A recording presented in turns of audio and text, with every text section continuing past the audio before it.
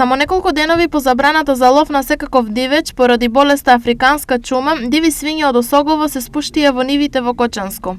Први на удар на крдата диви свињи се зеленчукот, есенските посеви, но и градинарските култури. Планинските места напаѓаат на културите 100%. Тука најмногу на пченката, значи пченка унатре ја врши како гумно. Значи имаш еден тука пријател од Теренци Благојчо Коцев, 5 декара пченка, 4 декара му беше сигурно изедена. И она другата обрат прерано, нестасана за вика готови тај ќе изедат.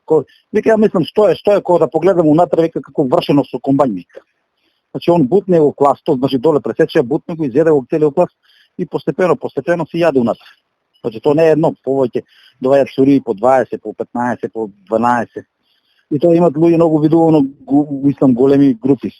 Интересен е фактот што досега ловците не забележале угинати диви свињи како последица од африканската чума.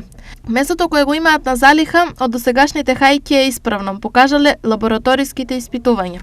Прво јас сум како кувар, професионалец кувар сум. Значи, јадам го месото, добро, не добро, познава се. После ставам одно пластично на испитување однесат. Оваму у Штип со тие ловци одам јас, у Типачките одам, ама и од Штип доаѓа тука. Однесат на испитување со сите норми, а се дека окей. И ние самите ги јадаме. Забраната за лов на диви свињи доаѓа во екот на сезоната за лов на штетен дивеч. Ова значи дека поради малкуте храна во планините може да се очекува ова да не биде последна посета на диви свињи, но и друг штетен дивеч во нивите и тралата на жителите од истокот.